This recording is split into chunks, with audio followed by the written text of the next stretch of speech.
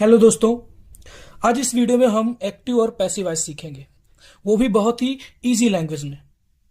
अगर आप लोग भी क्लास 8th 9th या 10th किसी में भी हैं तो ये वीडियो आपके लिए बहुत ज़्यादा यूजफुल होने वाली है।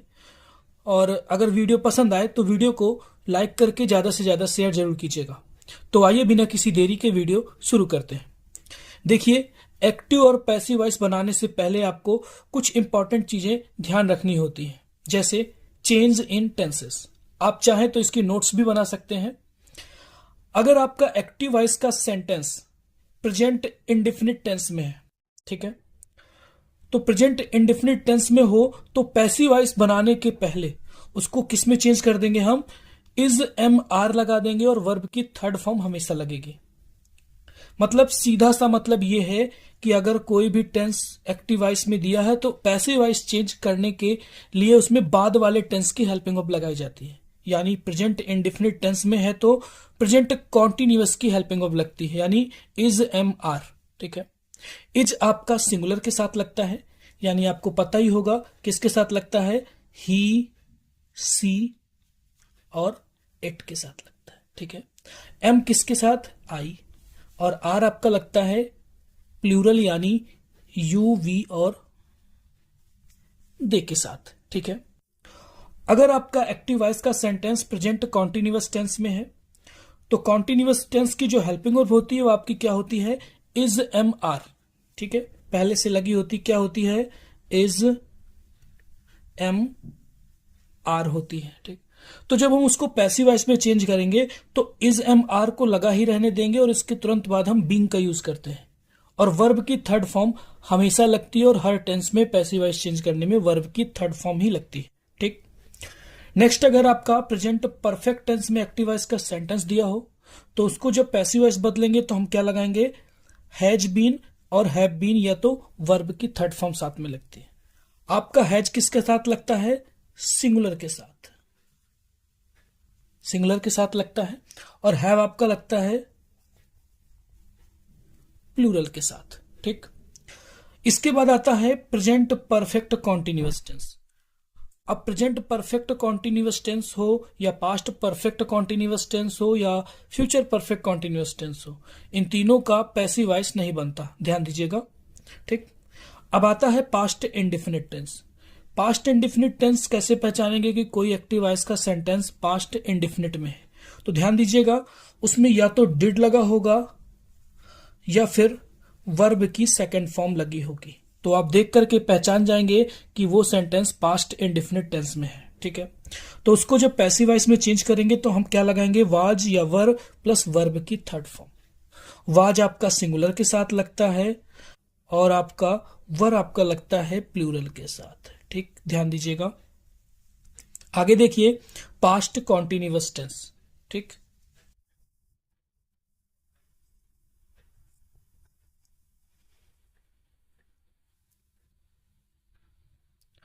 आगे देखिए, पास्ट कॉन्टिन्यूअस टेंस, यानी अगर एक्टिव वॉइस का सेंटेंस पास्ट कॉन्टिन्यूअस में हो, यानी उसमें पहले से आपका वाज या वेयर लगा हो, तो ध्यान दीजिए कि जो भी कॉन्टिन्यूअस टेंस होंगे, चाहे वो प्रेजेंट कॉन्टिन्यूअस हो, पास्ट कॉन्टिन्यूअस हो, ठीक है, तो जब उनका पैसिव वॉइस बनाते हैं तो उसके बाद तुरंत हम बीइंग लगा देते हैं। जो उनकी हेल्पिंग वर्ब होती है वाज या वर, उनके साथ हम हमेशा बीइंग लगाते हैं। ओके, नेक्स्ट आता है पास्ट परफेक्ट टेंस। ठीक, इसको जब पैसिव वॉइस में चेंज करेंगे तो क्या लगाएंगे, हैड बीन प्लस वर्ब की थर्ड फॉर्म। क्यों? क्योंकि पास्ट परफेक्ट टेंस की हेल्पिंग वर्ब होती है हैड, और पास्ट परफेक्ट के तुरंत बाद क्या आता है, पास्ट परफेक्ट कॉन्टिन्यूअस, तो उसी की हेल्पिंग वर्ब लगेगी पैसिव पे, यानी हैड बीन प्लस वर्ब की थर्ड फॉर्म। ओके, नेक्स्ट आता है फ्यूचर इंडेफिनिट टेंस, यानी अगर किसी सेंटेंस में विल या सेल लगा हो, ठीक है, तो जब उसका पैसिव बनाएंगे तो हमेशा फ्यूचर कॉन्टिन्यूअस टेंस यानी बाद वाले की हेल्पिंग वर्ब लगेगी, विल बी या शैल बी प्लस वर्ब की थर्ड फॉर्म। ओके, नेक्स्ट आता है future continuous tense. Future continuous tense की क्या है, पैसिव वॉइस नहीं बनता। नेक्स्ट आता है फ्यूचर परफेक्ट टेंस, यानी फ्यूचर परफेक्ट टेंस की हेल्पिंग वर्ब की क्या होती है,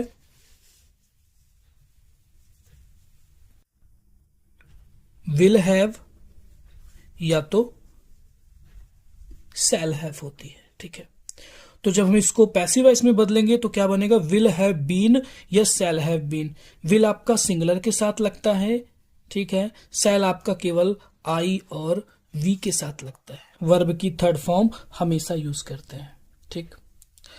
और लास्ट में आपका आता है मॉडल वर्ब्स। ध्यान दीजिए क्या आता है आपका, मॉडल वर्ब्स। ओके, तो मॉडल वर्ब्स क्या होती हैं, can, could, should, may, might, must, ought etcetera. ये सारी चीजें अगर दे रखी हो सेंटेंस में, तो जब इसका पैसिव बनाएंगे तो ये सेम टू सेम पूरा लिखेंगे और इसके बाद हम बी प्लस वर्ब की थर्ड फॉर्म का यूज करेंगे। जब हम आगे एग्जांपल्स करेंगे तो इनको और आसानी से समझेंगे, ठीक। इतना आपको समझ में आ गया। अगर आप चाहें तो इसकी नोट्स बना सकते हैं, आप लिख सकते हैं। आगे देखिए, अब जो दूसरी चीज आपको ध्यान रखनी है वो चेंज इन प्रोनाउंस है, यानी प्रोनाउंस बदलने पड़ेंगे आपको, ठीक। एक सब्जेक्ट और एक ऑब्जेक्ट। तो देखिए यहां पर आई दिया है, आई का जो ऑब्जेक्ट होता है वो मी होता है, वी का अस होता है, यू का यू होता है, ही का हिम, सी का हर ऑब्जेक्ट होता है, इट का इट ही रहता है और दे का देम हो जाता है, ठीक है। ये ध्यान दीजिएगा, आप चाहें तो इसको लिख सकते हैं। अब हम सबसे मेन मुद्दे पर आते हैं, एक्टिव से पैसिव वॉइस बदलने के रूल्स क्या होते हैं, ठीक। ध्यान दीजिएगा, देखिए सबसे पहले हम केवल इसमें एक ही सेंटेंस टाइप पढ़ेंगे, वो आपका है क्या, असर्टिव सेंटेंस। क्या पढ़ेंगे हम, केवल असर्टिव सेंटेंस के रूल सीखेंगे। असर्टिव के अंदर दो चीजें आती हैं आपकी, दो सेंटेंस आते हैं दो तरह के, एक आता है आपका अफर्मेटिव और एक आता है आपका निगेटिव सेंटेंस। ओके, अब ध्यान दीजिए, पहला रूल क्या होता है कि किसी भी सेंटेंस में सब्जेक्ट यानी कर्ता को ऑब्जेक्ट बनाना पड़ता है, यानी कर्म, ठीक है, और ऑब्जेक्ट को सब्जेक्ट की जगह रखा जाता है।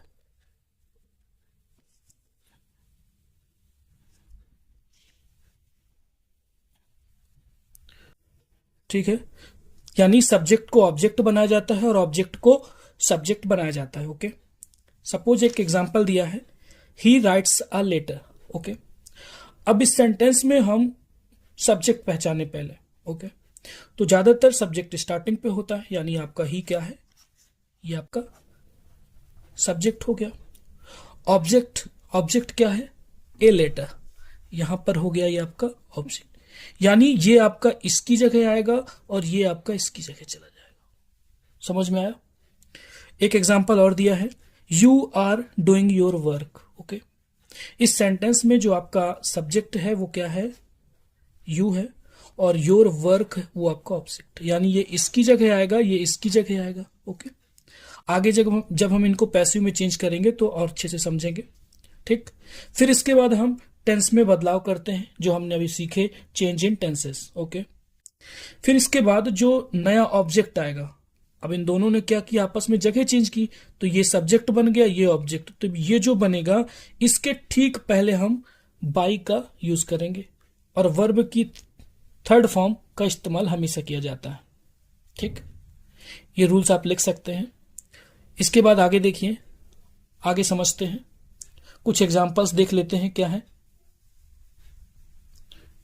तो अब एग्जांपल देखिए, अफर्मेटिव सेंटेंस। ओके, पहले एक छोटा सा फॉर्मूला देख लेते हैं। हमने जैसा बताया आपको कि ऑब्जेक्ट सब्जेक्ट की जगह आता है, सब्जेक्ट ऑब्जेक्ट की जगह। ठीक, तो हमने क्या किया, ऑब्जेक्ट रख दिया, फिर हमेशा क्या आता है, हेल्पिंग वर्ब, उसके बाद हेल्पिंग वर्ब रखी, फिर वर्ब की थर्ड फॉर्म हमेशा यूज करते हैं वो लगाएंगे, फिर बाई और प्लस सब्जेक्ट। ओके, अब ध्यान दीजिए,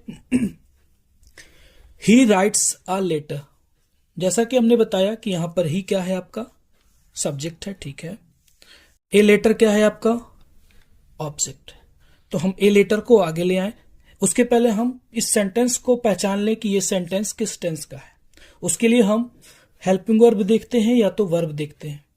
यहां पर हेल्पिंग वर्ब नहीं दी है, केवल वर्ब है।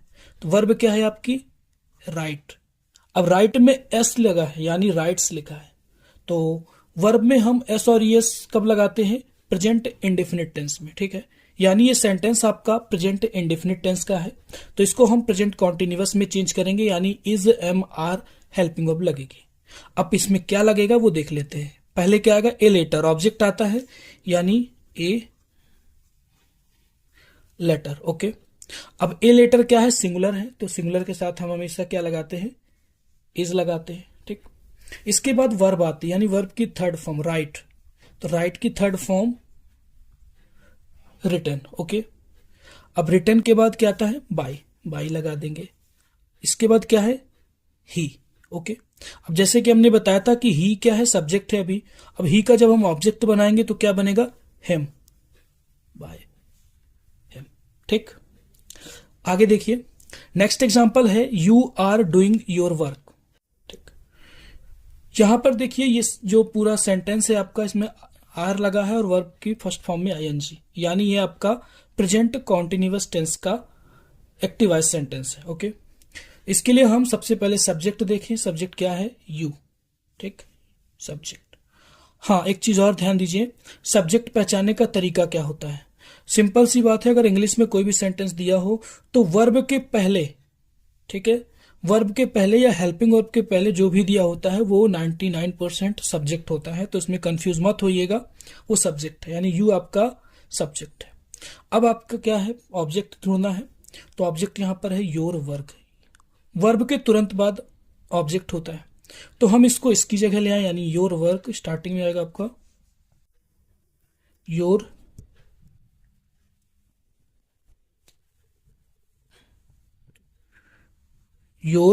वर्क, ठीक। अब ये प्रेजेंट कॉन्टिन्यूअस का है, इज एम आर इसमें लगेगा ही लगेगा, यानी योर वर्क सिंगुलर है तो इज लगाएंगे, और इसके तुरंत बाद हमने क्या पढ़ा था, बीइंग, इज बीइंग। फिर डू की क्या थर्ड फॉर्म होती है, डन बाय, यू का ऑब्जेक्ट क्या होता है, यू ही होता है, ओके, ठीक। नेक्स्ट सेंटेंस देखिए, अगला सेंटेंस है he has completed his task, okay. इस पूरे सेंटेंस को पहचानिए कि ये सेंटेंस किस टेंस का है, तो इसके लिए हम हेल्पिंग वर्ब देखेंगे, हैज लगा है, और हैज और हैव किस पे लगता है, प्रेजेंट परफेक्ट टेंस पे, ओके।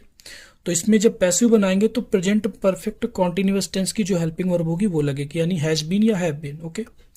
तो सब्जेक्ट पहचान ले, यहाँ पे सब्जेक्ट है आपका ये, और ऑब्जेक्ट है वर्ब के तुरंत बाद हिज टास्क, ओके। इसको इसकी जगह ले आते हैं, यानी हिज टास्क, ओके। अब क्या लगेगा, हैज लगता है या हैव, हिज टास्क सिंगुलर है, यानी यहाँ पे हैज लगेगा, हैज बीन। वर्ब की थर्ड फॉर्म ऑलरेडी लगी है, कंप्लीट थर्ड फॉर्म कंप्लीटेड ही रहती है, बाय। ही का जो ऑब्जेक्ट बनेगा वो बनेगा आपका हिम, ठीक। Next sentence, teachers taught English, ठीक।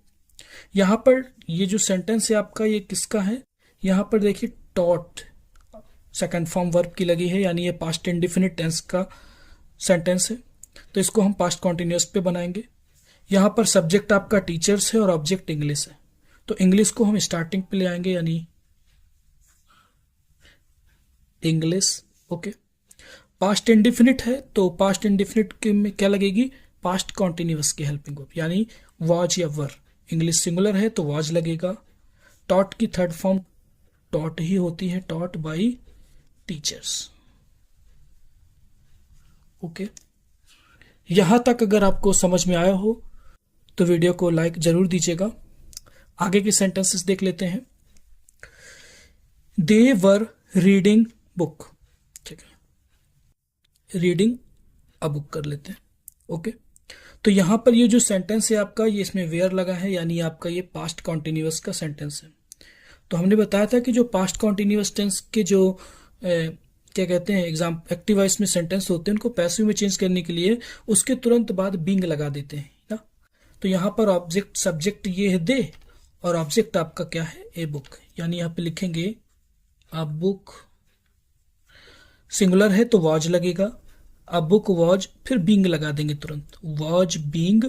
रीड की थर्ड फॉर्म रीड ही होती है, बाई। दे का ऑब्जेक्ट क्या बनता है, देम बनता है, ओके। नेक्स्ट एग्जांपल देखिए, I had watched a horror movie yesterday, ठीक। इसको पहले हम टेंस पहचान लें।